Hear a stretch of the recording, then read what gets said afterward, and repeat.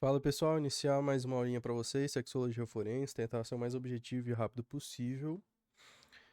Dei uma boa limpada naqueles slides, estavam com 72, 73, passei para 14, então tentar ser o mais objetivo possível, falar o que importa para vocês realmente sobre a sexologia forense para a gente entender isso, sem ficar demorando demais, sem ficar enrolando com coisas que vocês não precisam saber.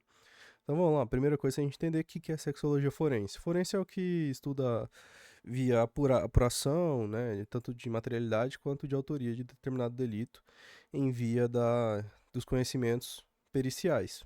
Beleza.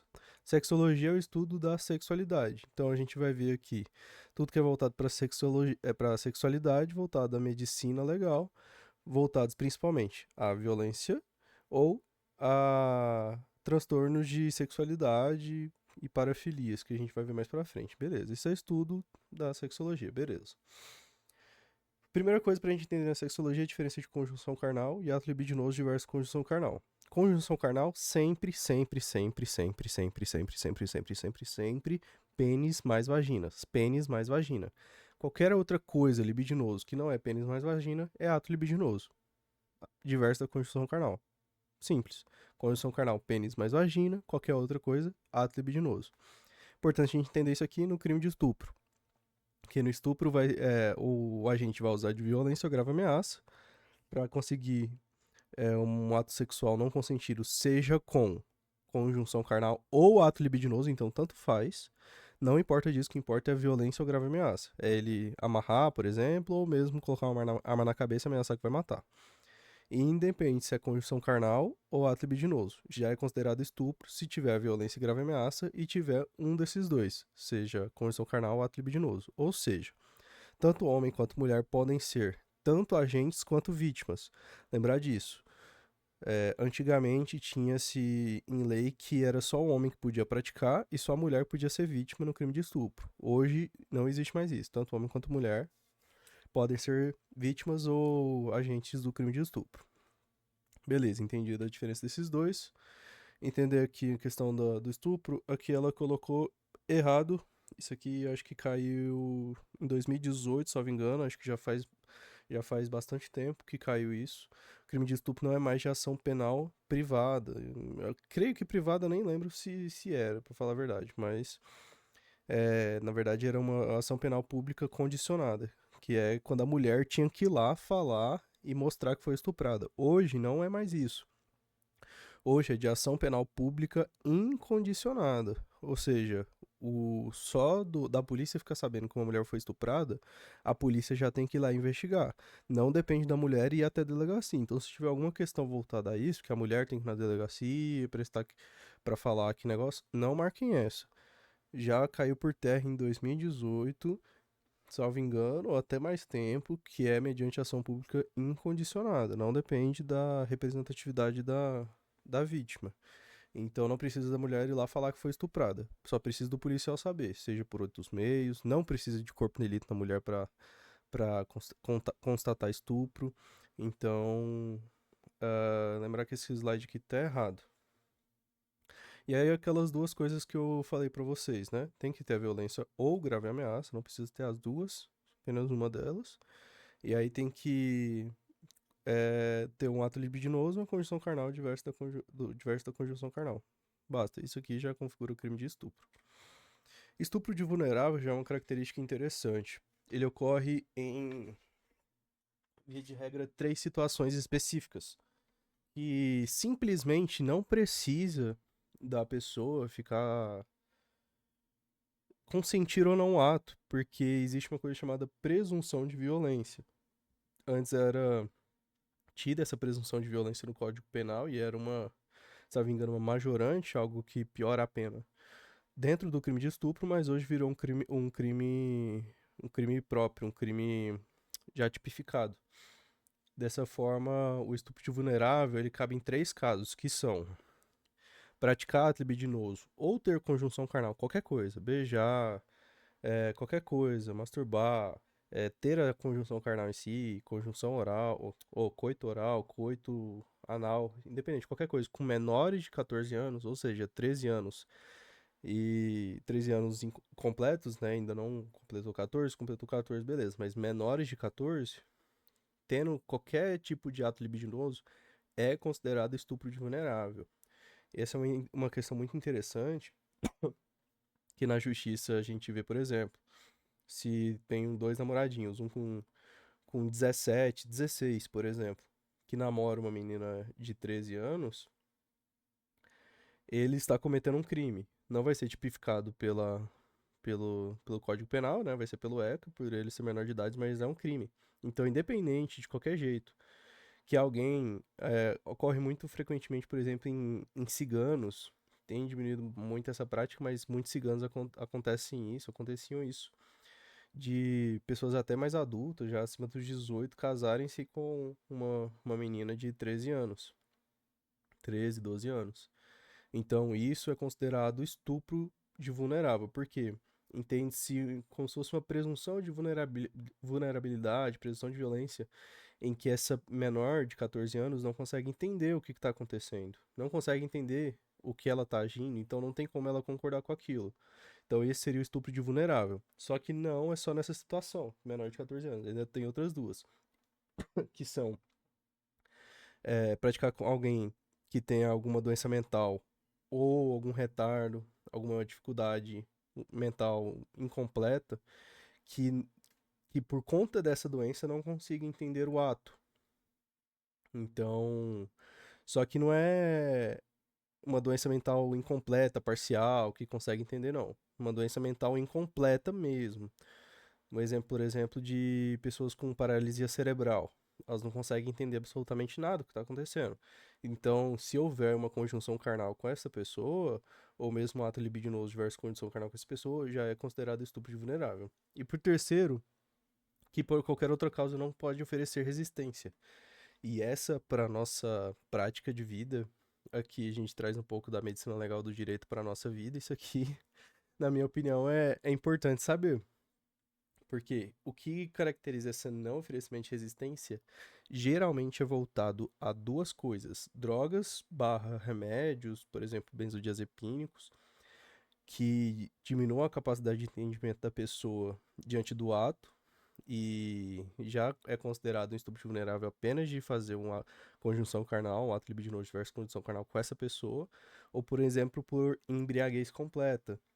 Só de você realizar uma conjunção carnal, o ato libidinoso versus conjunção carnal com uma pessoa que está sobre uma embriaguez completa ou que assim não pode oferecer resistência, né? Por exemplo, utilizando algum benzodiazepínico, um Rivotril, alguma coisa, e não entender o caráter do que está ocorrendo, é também um estupro de vulnerável. Então, bem importante saber essas três discriminantes aqui diante do estupro de vulnerável, porque é uma questão bem complexa, bem difícil da gente saber o que é mesmo. Falar, menor de 14, mas e se um menor de 14 for com outro menor de 14? Os dois estão errados. Os dois têm que responder. Por exemplo, dois namorados de 13 anos, em conjunção carnal, ou ato libidinoso, os dois têm que responder, um pelo outro. É loucura, mas esse é o direito do Brasil. Beleza. Assédio sexual. Primeiro, e o mais fácil de tudo, pra gente entender assédio sexual, na minha opinião, é entender o que é assédio. O assédio ocorre quando há uma diferença hierárquica entre uma pessoa e outra. Entre o agente, que está numa escala hierárquica superior, e a vítima, que está numa escala inferior. E o assédio sexual é o favorecimento sexual mediante essa hierarquia. Então, por exemplo, entre o chefe, entre o patrão e uma funcionária, entre um médico e uma enfermeira também se consideram. É... E aí vai. Então, é o favorecimento sexual entre um maior sob um menor. Contudo, tem que ficar esperto porque o contrário não é verdadeiro.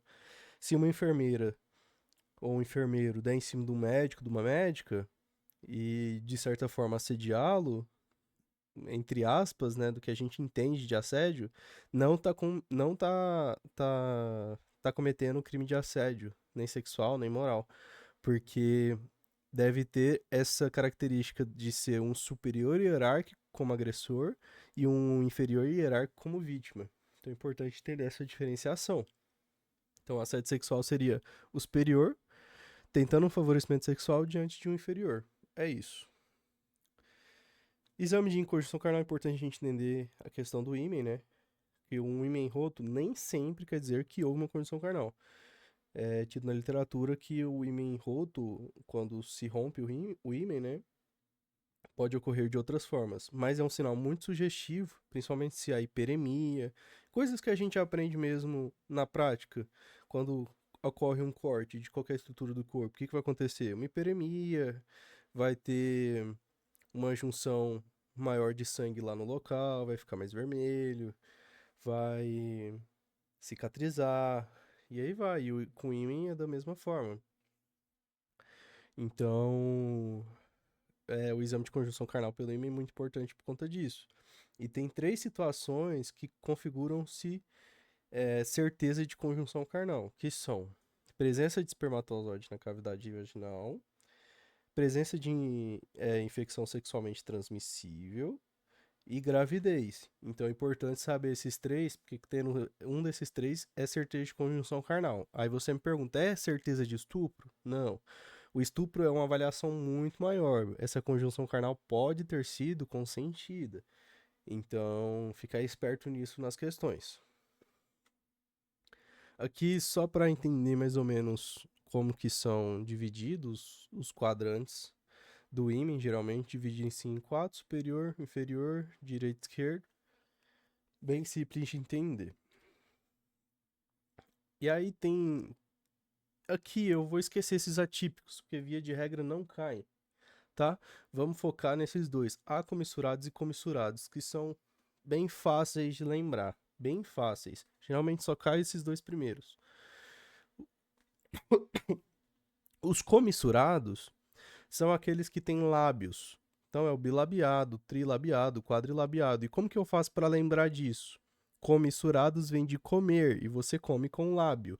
Então, se tiver comissurados, quer dizer que é um ímã ou bilabiado, trilabiado, quadrilabiado. Perfeito. Só são esses. Só são esses. Bilabiado, trilabiado, quadrilabiado, multilabiado. Sempre com lábio. Lembrou de comissurados? Comer, lábio. Beleza. E os acomissurados são os outros. Imperfurados, anulares, semianulares, helicoidais, septados, cribriformes. Isso aqui não importa para vocês saber como é cada um. Eu lembraria no máximo de cribriforme, que é esse daqui. No máximo, no máximo. O resto dá sempre para ir pela palavra. Semilunar, meia lua. Helicoidal, forma como se fosse uma molinha, helicoidal. Anular, geralmente esse aqui é um dos mais... Esse aqui é o mais frequente, anular é só a bolinha no meio, simples. Parece um anel, anular. Imperfurados, aí já é bom a gente saber que é aquele que não foi rompido ainda, não se rompeu. Mas é saber esses 2 classificações, basicamente, comissurados comer lábio e acomissurados o restante. Beleza. Sinais de certeza, então eu já falei para vocês, são esses 3. Aqui ela vai encher o saco de vocês e um monte de outras coisas, mas não precisa saber, não precisa saber. Tem que saber esses 3. Presença de espermatozoide na cavidade, como que a gente descobre? Com o PSA, via de regra. Muito difícil, nunca me lembro de ter caído uma negócio com Christmas Tree. Até não faz sentido para vocês saberem isso daqui. Nem mesmo os legistas sabem uma merda dessa. Mas, enfim. Importante saber mais na prática, via de regra. Viu lá um espermatozoide, coleta com suave faz PSA. Pronto. Então, saber. Presença de espermatozoide, via de regra PSA positivo. Gravidez, básico. E infecção sexualmente transmissível. Essas 3, pronto. Esse é sinal de certeza de conjunção carnal. E aí me pergunta, sinal de certeza de conjunção anal. São como se fossem essas 3, mas obviamente não tem a gravidez. Só tirar a gravidez. Então, sinal de certeza de conjunção anal. De coito anal, melhor dizendo. IST ou presença de espermatozoide no orifício anal da pessoa. Pronto. Sinal de certeza. Beleza. Aqui a gente vai entrar nas parafilias. Parafilias são transtornos voltados à psique relacionados à sexualidade. E existem vários e vários e vários e vários. Para aprender isso daqui, eu tive que fazer vários flashcards, bastante tempo para aprender todos. Então, eu vou falar para vocês os principais e os que eu já vi cair em questão. Primeiro, frigidez, que é desinteresse sexual na mulher, sempre na mulher, frigidez. Já vi cair uma questão ou outra. Erotomania, já vi também cair uma questão ou outra, que é aquele cara que acha que ou aquela mulher que acha que o Gustavo Lima tá apaixonado nela, porque ou acha que o Luan Santana falou o nome dela numa entrevista porque tá apaixonado nela e fez a música pra ela. É a pessoa que acha que uma pessoa, por exemplo, famosa está tendo amor secreto por ela e deixa indícios disso. Isso é erotomania. É uma mania voltada a coisas eróticas, né? Só que mais voltadas a essa relação entre uma pessoa e outra. Erotomania, já vi cair. É, resto nunca vi. Fruteurismo é um dos que mais caem. E é o que, se eu pudesse apostar, é o que eu acho que cairia na prova de vocês. É uma palavra que é difícil de lembrar. E ao mesmo tempo fácil, não sei porquê, mas muitas pessoas têm facilidade de lembrar essa palavra. Mas eu lembraria principalmente essa. Froteurismo é quando o indivíduo fica meio que roçando ou passando os órgãos genitais nas outras pessoas. Então isso acontece muito em ônibus. Então tá lá o cara passando o pênis dele, mesmo que de bermuda, que gosta de ficar passando o pênis dele nas outras pessoas. Isso é o froteurismo. Entendeu? Froteurismo. Esse aqui já vi cair. Geralmente cai, se eu tivesse que apostar se vai cair uma parafilia, seria o froteurismo. Esse aqui é bom de lembrar porque é fácil, gerontofilia por pessoas mais velhas, né? E o cronoinversão, cromoinversão não cai. Geralmente, às vezes cai, às vezes pode cair cronoinversão. Que é como se fosse a gerontofilia, só que no sentido de, tipo, tanto mais velho querendo uma pessoa muito mais nova. O gerontofilia sempre é uma pessoa mais nova querendo uma pessoa bem mais velha, assim, coisa de 90, 80 anos, aí vai. Via de regra são esses que caem. É, esses dois aqui nem caem, não. E nem o crono-inversão também não.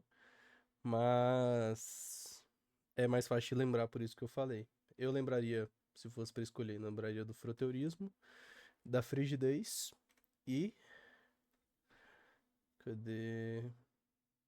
Lembraria do coprolalia, que é. Copro lembra de fezes, né? De coisa suja. E lalia boca. Então, não é fezes na boca, seria palavrão na boca, seriam coisas sujas na boca. Ouvir coisas sujas. Ou falar coisas sujas, seria coprolalia, tá? Dolismo é fácil de lembrar, também lembraria, que vem do inglês doll, então é bonecas. Pigmaniolismo, que tá escrito errado, mas eu também lembraria, que é por status, mas não estaria entre meu top 3 não. Ah, e ela não falou da riparofilia aqui, acho que ela falou no outro slide que eu tirei. Mas a riparofilia também é importante saber. Então, qual que eu lembraria? Eu vou anotar aqui pra vocês. Isso aqui é a quantidade de slides que eu tirei dela. Eu lembraria da riparofilia, que é que é o desejo de ter relações sexuais com pessoas sujas. Então, como por exemplo aconteceu há um tempo, há uns anos, da personal que teve uma relação com um mendigo. Então, isso seria a riparofilia. Seriam pessoas sujas, desenceadas ou mulheres menstruadas. Seria esse desejo de ter essa relação com esse tipo de pessoa suja, assim. Lembraria da frigidez, que é diminuição do libido na mulher. E lembraria do froteurismo, com certeza. Que é o que eu acho que vai cair pra vocês. Pode cair, né? Se cair, eu acho que vai ser esse. Eu lembraria desses três, se fosse pra escolher. Mas beleza. Sobre isso, parafilia já é isso. Agora vamos entender aborto. Aborto pra medicina legal é a parada, parada da gestação a qualquer momento. Então, desde que houve a concepção até o momento que ele ainda tá na barriga vivo. Até o momento que ele tá na barriga vivo, por exemplo, sei lá, vai que uma mulher tá com um bebê vivo com 50 semanas. Pra medicina legal, se abortou o menino com 49 semanas, ele ainda estava vivo, é aborto. Diferente da classificação da ginecologia e obstetrícia, que não vem ao caso saber, nem precisa jogar neurônio fora com isso. Então, o aborto é a parada da gestação a qualquer momento. E a gente tem no Brasil 2 abortos que são liberados no Código Penal, que são o aborto terapêutico, também chamado, e é bom saber os sinônimos nesse caso, caem muito, aborto terapêutico ou aborto necessário, que é quando o médico faz para salvar a mãe, quando não tem outra forma de resolver o problema dela. Então, por exemplo, tá com eclâmpsia, tá com pré-eclâmpsia também, tá com a pressão muito alta e ela tá em vias de quase morrer por conta do bebê na barriga, aí pode se proceder o aborto. E é uma maneira legal de aborto. E a segunda é o aborto sentimental, também chamado de aborto social. Tem outros sinônimos, mas os mais importantes são esses, sentimental e social. Aqui acho que até colocou o social como diferente, mas não. Via de regra é considerado aborto sentimental ou social o aborto por estupro. Acho que aborto humano também tem outros sinônimos. Mas esse aborto é quando é no caso de estupro. E é interessante a gente observar isso aqui no Brasil, agora fazendo um parênteses fora, que hoje no Brasil o aborto é liberado. Porque a gestante pode simplesmente ir até o hospital, falar que sofreu um estupro. Eles vão ter que proceder com o aborto, caso ela queira. E ela não é obrigada a fazer boletim de ocorrência. O médico nunca, nunca na vida pode notificar, de jeito nenhum. Não pode falar para a autoridade que ela foi estuprada, não pode falar nunca. Então, a única maneira de ficar sabendo é ela ir lá falar. Então, o aborto hoje no Brasil é liberado porque é só a mulher ir lá mentir que ela foi estuprada e não vai recair sobre ela nenhum parâmetro legal por conta disso, dessa questão prática que eu tô falando. Mas lembrar desses dois: aborto terapêutico e aborto sentimental, que é voltado ao estupro. Aí tem um terceiro que foi liberado pelo STF, mas não está contido em Código Penal, que é um aborto voltado à anencefalia e microcefalia. Como é um negócio muito detalhe, não tem questão objetiva pronta com isso. Como a Rossana só copia a questão, não precisa gastar neurônio com isso. Então só lembra desses dois, terapêutico e sentimental. Médico fazendo, que não tem outro jeito de salvar a mãe, ou sentimental, que é voltado ao estupro. Beleza. Gravidez. Saber que tem sinais de certeza, presunção e probabilidade de gravidez. Só saber essa diferenciação mesmo. Sinal de certeza, você já ouve o feto, já ouve o coração do feto, então já sabe que ele tá vivo. Presunção são coisas mais presumíveis, uma congestão de mama, algo que acha que possa estar grávida, um nível bem mais leve. Já uma probabilidade já é uma menorreia, e aí vai, tem mais um índice de que possa estar grávida. Mas via de regra caem os de certeza, que é ouvir o batimento do bebê, ou saber de alguma forma que ele tá vivo ali dentro. E no mais é isso. Não tem muito segredo. Saber mais essas questões principais, essas questões básicas. Porque isso aqui é o que cai. Questão de cadeia de custódia que tá lá, quer ver? Coisas que vocês não precisam mesmo. Perícia de parto, sim, não precisa saber. Pode cair a questão? Pode, mas vamos focar no que mais cai pra gente tirar uns 70, 80 tranquilo. É, saber essas resoluções CFMs, que nem tem questão pronta. Olha isso, que não preciso saber, tá? Saber basicamente isso daqui que eu passei pra vocês, que são os tópicos principais. E no mais, é isso.